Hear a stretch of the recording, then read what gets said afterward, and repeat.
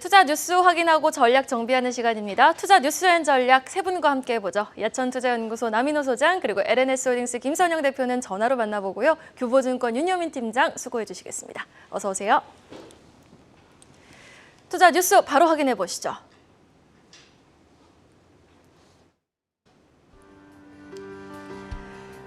오늘부터 적용되는 주가지수 정기 변경에서는 코스피 200과 코스닥 150에서 총 12개 종목이 교체됩니다.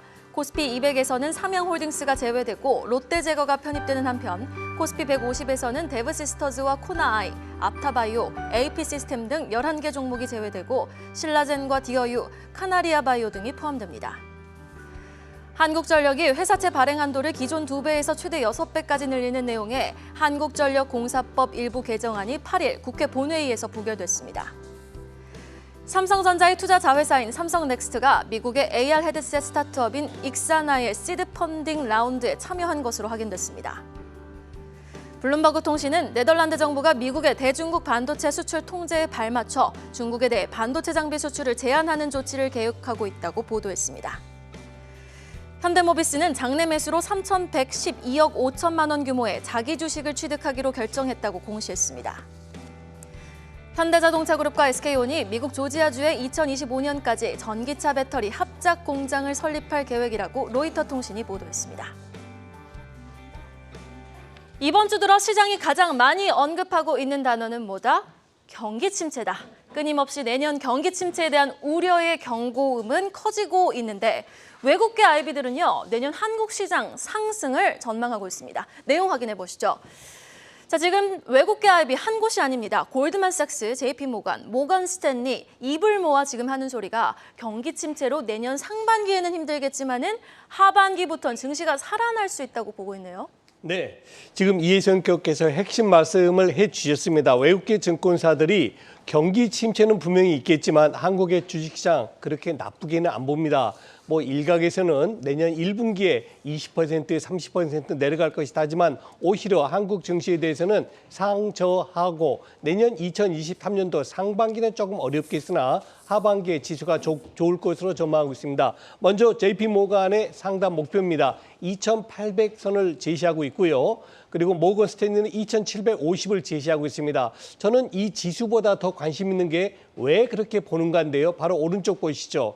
일단 상반기에는 경기 침체 영향으로 한국도 그 테두리에서 벗어나기 힘들다. 그러나 바로 밑에 나오죠. 내년 3분기에는 반도체 경기 살아난다. 저는 그동안 우리 시청자 여러분께 목이 닳도록 말했습니다. 내년 1분기냐 2분기냐 그것이 반도체 경기가 언제 회복하냐에 따라서 우리 한국 증시 좋아질 겁니다. 이 말씀 드렸는데 일단 JP모간은 내년 3분기에 반도체 좋아질 거다. 이렇게 예상을 하고 있죠. 그러다 보니까 당연지사 내년 하반기에 주식시장 좋아진다. 이렇게 예상을 하고 있고요.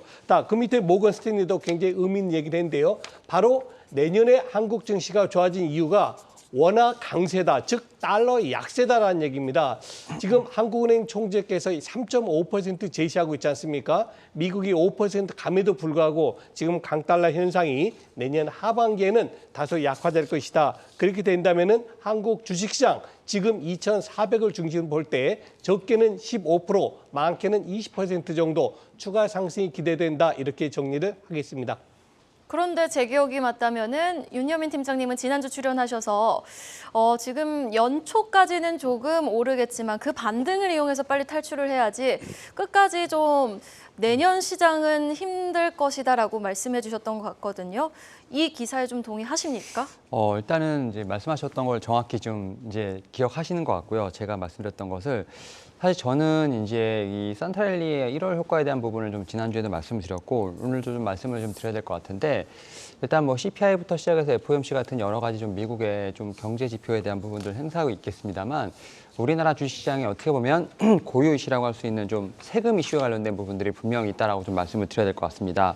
특히 대주주 기준, 그다음에 금투수 이유에 관련된 발표를 좀 주목해야 되지 않을까 좀 생각을 하고 있고 이러한 부분이 뭐 오늘 정도는 분명히 나오지 않을까라는 좀 생각을 하고 있는데 항상 연말마다 이제 이 세금 이슈에 관련된 부분으로 항상 힘들었던 것이 사실이었고 이런 부분이 좀 확정이 될 때마다 좀 랠리가 나왔던 것도 제가 볼 때는 분명히 좀 역사적으로 반복됐다라고 볼 수 있을 것 같습니다.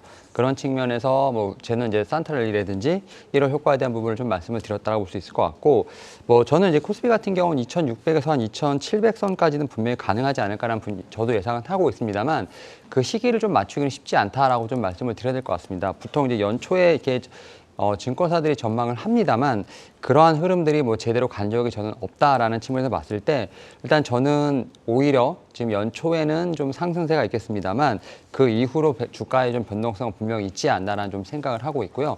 그런 부분에서 지금 3분기, 4분기까지 좀 예측하는 건 살짝 좀 무리가 있지 않나 좀 생각을 하면서, 저는 뭐 내년 한 1월에서 2월 정도까지는 분명히 어떤 제가 볼 때는 상승에 대한 부분들, 그 이후에는 조정에 대한 부분을 분명히 염두에 두지 않을까라는 생각을 하고 있고, 3분기라든지 4분기까지는 제가 볼 때는 좀 더 지켜봐야 되지 않나 생각을 하면서, 지금 상황에서 어떻게 보면 섣부른 판단을 좀 자제해야 되는 게 어떤가라는 좀 말씀을 드릴 수 있을 것 같습니다. 네, 계속해서 뭐 경기 침체에 대해서 오는 거는 확실한데 경기 침체 폭이 어떻게 될 것인가에 대해서도 엇갈리고 있고, 증시 전망에 대해서는 계속해서 엇갈리는 목소리가 나오고 있습니다. 자, 그러면 이어서 일정 이야기도 한번 해보도록 할게요.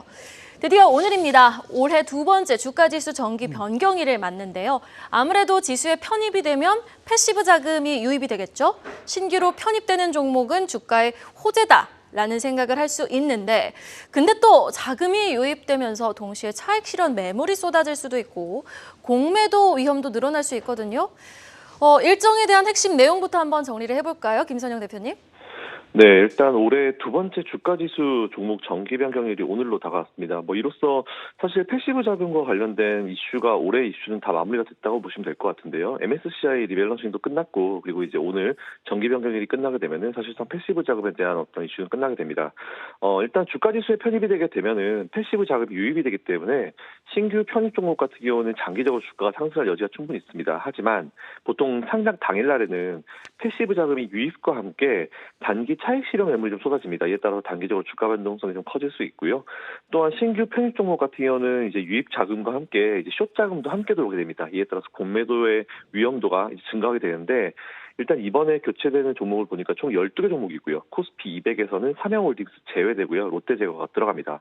그리고 코스피 150에서는 대부시스터즈 등 11개 종목이 제외되고요. 그리고 신라젠 컴백하네요. 그리고 디어유와 카나리아 바이오가 다시 포함이 됩니다. 일단 두 지수를 추종하는 패시브 펀드의 자금이 수십조 수준이라서 변경일 직후에 보통 주가 변동성 당연히 커집니다. 당일 이벤트 전략을 노리고 이미 들어와 있는 그런 어떤 자금의 차익 실현과 함께 기관의 순매수 자금이 동시에 몰리게 됩니다. 이에 따라서 외국인을 중심으로 이제 차익 실현 매물이 조금 나오게 되는 그런 케이스가 많았기 때문에 일단 그런 것도 있구나라고 오늘 생각하시고 관련주들 한번 체크해 보시면 좋을 것 같고요. 또한 주가지수 편입 종목들은 변경일 이후에 이제 공매도가 가능해집니다. 뭐 원래는 안 되는데 이제 가능해지는 거고요. 현재 규정상으로 공매도를 위해서는 미리 대차 거래를 해야 되는데, 따라서 이제 오늘 대차 잔고가 이제 늘어난 기업은 좀 주의를 해보실 필요가 있을 것 같습니다. 뭐 제가 최근에 좀 보니까 대상 기업들 중에 이제 대차 잔고 비중이 90% 이상 늘어난 기업이 WCP가 나왔고요. 98.3% 증가했습니다. 그리고 HPSP가 96.2%로 나왔고요. 인탑스가 91.5% 이렇게 나왔으니까 일단은 참고하셔가지고 한번 투자에 임해보시면 좋을 것 같습니다. 편입되는 종목, 편출되는 종목 잘 체크하셔서 패시브 자금 유입에 따라서 주가 추이가 어떤 변동성을 보이는지 여부에 한번 주목해 보시면 좋겠네요.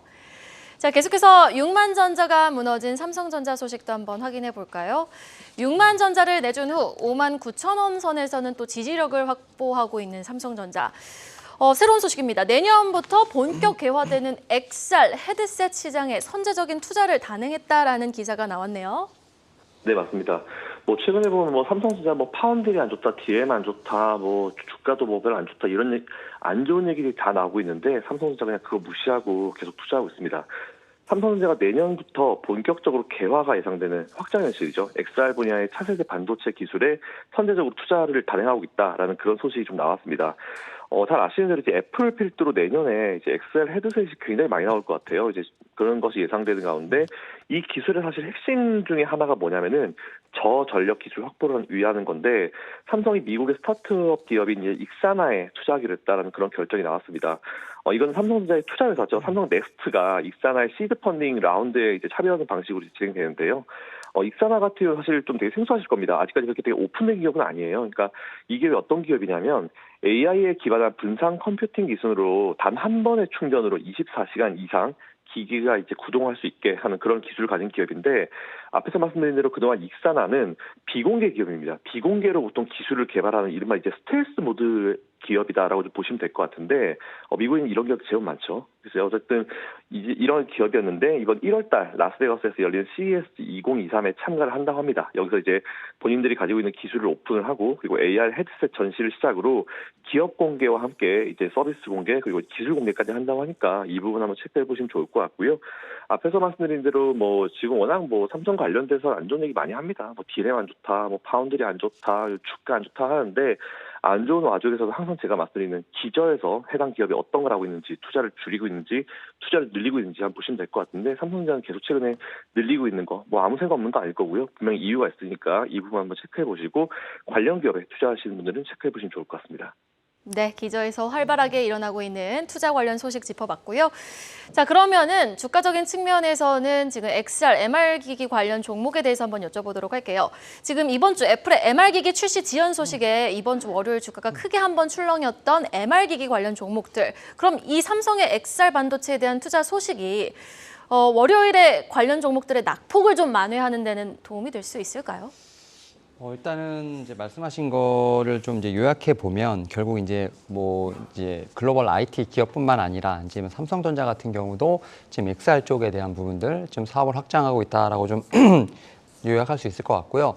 그만큼 어떻게 보면 좀 미래의 먹거리가 되지 않을까라는 좀 생각을 하고 있습니다. 그쪽에 좀 삼성전자가 있다고 생각을 하고 있고, 지금 말씀하셨던 것처럼 이제 주가가 좀 한 차례 밀긴 했습니다만, 사실은 좀 과도하게 밀렸다는 측면이 없지 않아 있다라고 좀 생각이 듭니다. 뭐 연기가 된 것뿐이지 어떻게 보면 그 자체가 소멸된 것은 아니기 때문에 관련주에 대해서는 계속 이제 관심이 필요하지 않을까 좀 생각을 하고 있고, 특히 이제 첫 번째로 낙폭이 좀 심했던 종목 중에 이제 뉴프렉스라는 종목이 있습니다. 사실 뭐 뉴프렉스 같은 경우는 지금 메타 관련돼서 지금 XR 직접 수혜주로 좀 언급이 됐던 상황인데, 최근에 좀 어떻게 보면 좀 낙폭이 좀 심했죠. 다만 이제 실적으로는 이런 걸 봤을 때는 오히려 지금 이제 이번 주에 보게 된다고 하면 심한 낙폭 후에 좀 자리가 좀 지지되고 있는 상황이기 때문에 오히려 좀 저가 매수로 좀 가능한 종목이 아닐까 좀 생각을 하고 있고, 특히 이제 올해 매출액을 보게 되면 전년보다 44% 증가한 2,500억 정도, 영업이익률 같은 경우는 뭐 이제 1,200% 정도 증가한 206억 정도가 좀 추정이 되고 있는 부분이 있기 때문에 실적과 관련된 부분에서 보게 된다고 하면 충분히 저가 매수가 가능하지 않을까 좀 생각을 하고 있고, 동사 같은 경우는 이제 메타퀘스트 2에 지금 이제 그 FPCB를 좀 공급한 이력이 있기 때문에 이와 관련돼서도 충분히 좀 수혜를 볼 수 있는 부분이 있다라고 좀 언급을 드릴 수 있을 것 같습니다. 그리고 두 번째로 저는 이제 이런 XR 관련돼서 좀 봐야 될 것 중에 하나가 바로 이제 OLED 쪽에 관련된 좀 종목을 봐야 되지 않을까 좀 생각을 하고 있는데요. 특히 이제 OLED 같은 경우는 좀 투자를 많이 하고 있는 상황이고, 결국 이제 숫자가 좀 찍히는 부분에 대한 부분을 좀 체크해야 되지 않을까 좀 생각을 하면서, 이와 관련돼서 저는 이제 덕산 네오루스를 좀 말씀을 좀 드려야 될 것 같습니다. 물론 이제 뭐 모든 종목들이 그렇지만 최근에 좀 주가 자체가 좀 그렇게 선방하지는 못한 부분이 있겠습니다만, 이 덕산 네오루스 같은 경우는 중장기적인 관점에서 봤을 때 충분히 상승의 룸이 있지 않을까라는 좀 생각을 하고 있고, 특히 이제 3분기 어떤 부진한 실적 같은 경우는 충분히 좀 주가에 반영이 됐다라고 좀 생각이 들고 있습니다. 그리고 신규 소재 매출에 발생대한 대한 부분들, 그다음에 이제 중국 OLED 관련돼서도 제가 볼 때는 좀 긍정적인 부분으로 작용하지 않을까 좀 생각을 하고 있고, 특히 이제 OLED 시장 같은 경우가 뭐 이제 휴대폰 위주에서 이제 뭐 큰 노트북, 그다음에 이제 TV 쪽으로 좀 커지고 있는 상황이고, 여기에 이제 XR 관련된 기기 쪽으로 들어갈 수 있는 어떤 새로운 시장이 열릴 것으로 보이고 있는 부분이 있기 때문에,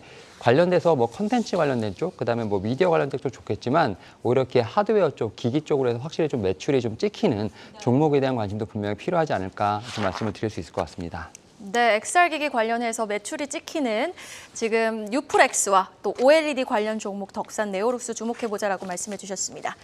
이어지는 기사입니다. 그 어느 때보다 힘들었던 올 한 해였지만 대외적인 환경에 구애받지 않고요. 올해를 기점으로 아주 환골탈태에 성공한 기업이 있어 눈길을 끕니다. 바로 신세계그룹의 아픈 손가락 이마트24가 그 기업에 해당하는데요.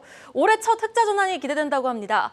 자, 사실 4분기가 편의점 비수기거든요. 그런데 이마트 24, 4분기 끝나기도 전에 흑자 전환 확실하게 된 겁니까? 네.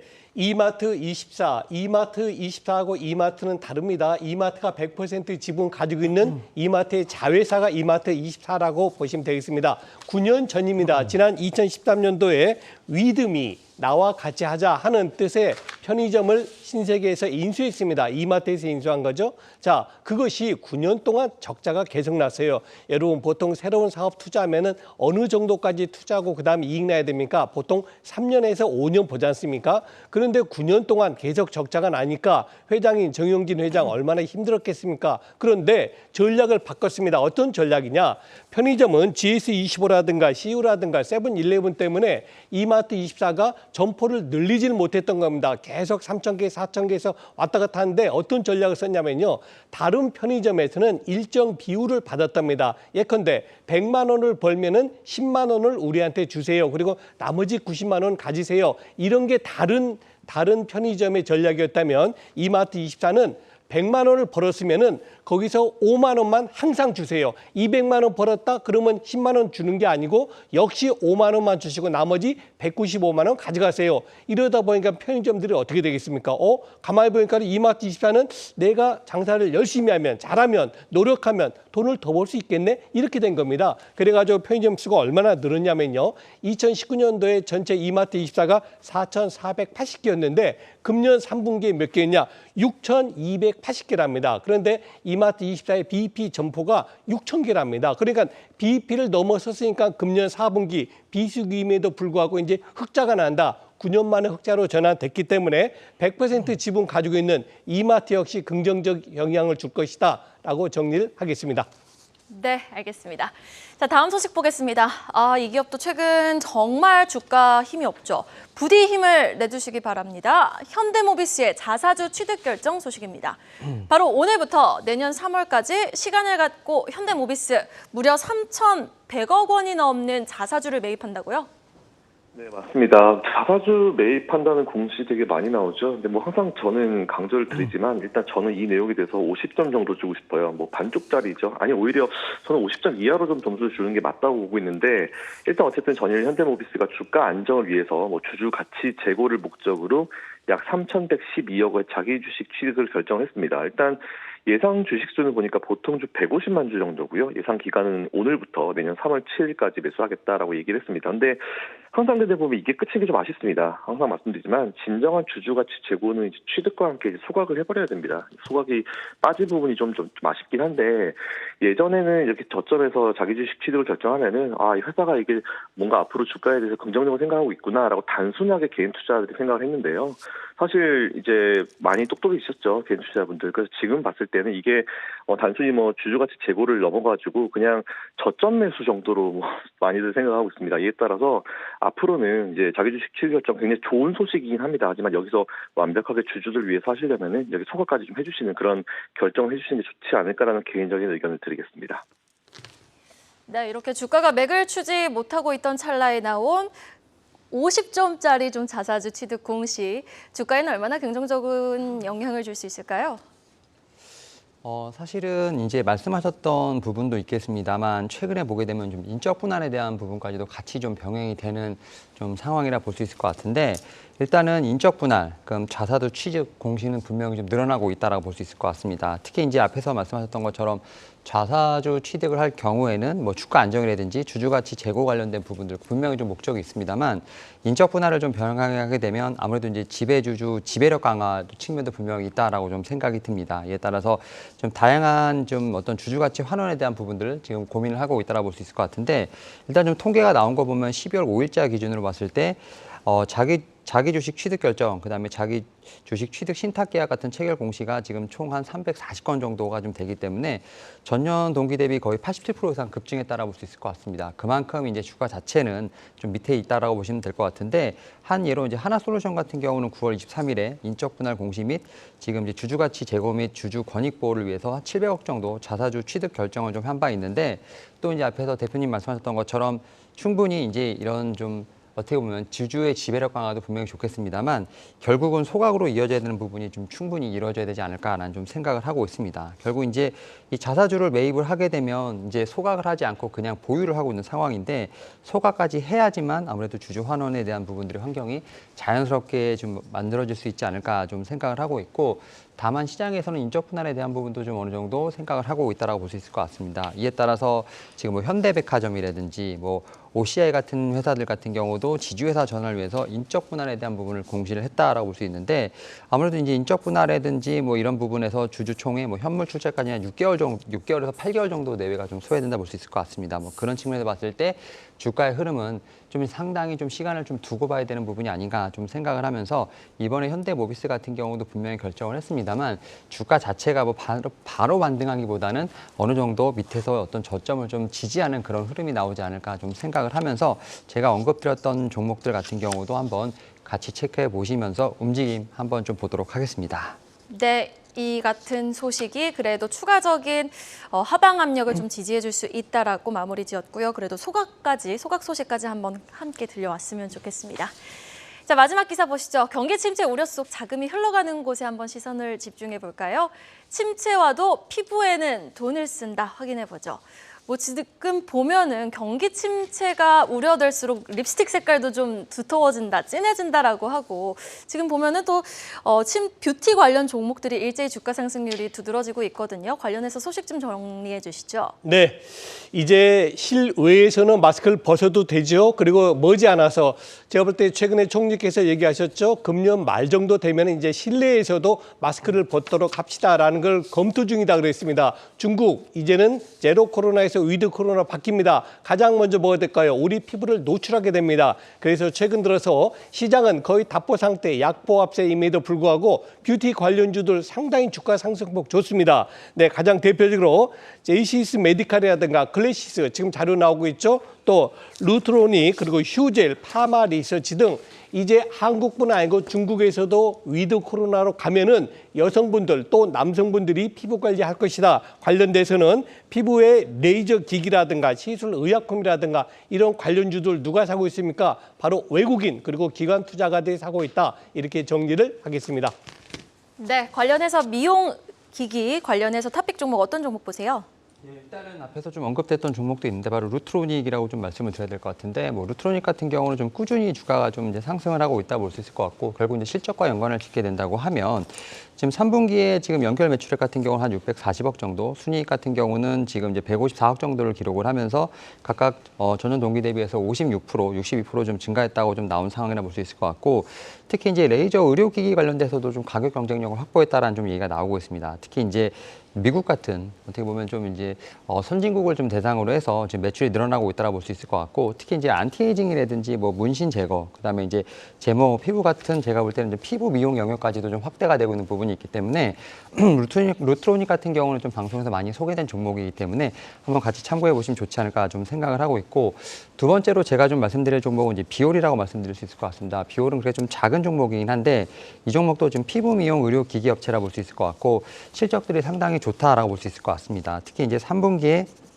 뭐 매출 같은 경우 크지 않습니다만 76억 정도, 영업이익 같은 경우 37억 정도를 기록을 하면서 영업이익 같은 경우 전년 동기 대비 133% 증가했다 볼 수 있을 것 같습니다. 특히 이제 이 회사 같은 경우도 북미라든지 중국을 중심으로 해서 매출세가 늘어나고 있고 이 3분기의 어닝 서프라이즈가 4분기 또 내년까지도 이어지지 않을까 좀 생각을 하면서 특히 최근에 보게 되면 중국의 코로나19의 좀 봉쇄 좀 어느 정도 완화되고 있죠. 이런 측면에서 중국에 대한 실적도 분명히 늘어나지 않을까 좀 생각을 하면서 루트로닉과 비올 한번 좀 말씀을 드려볼 수 있을 것 같습니다.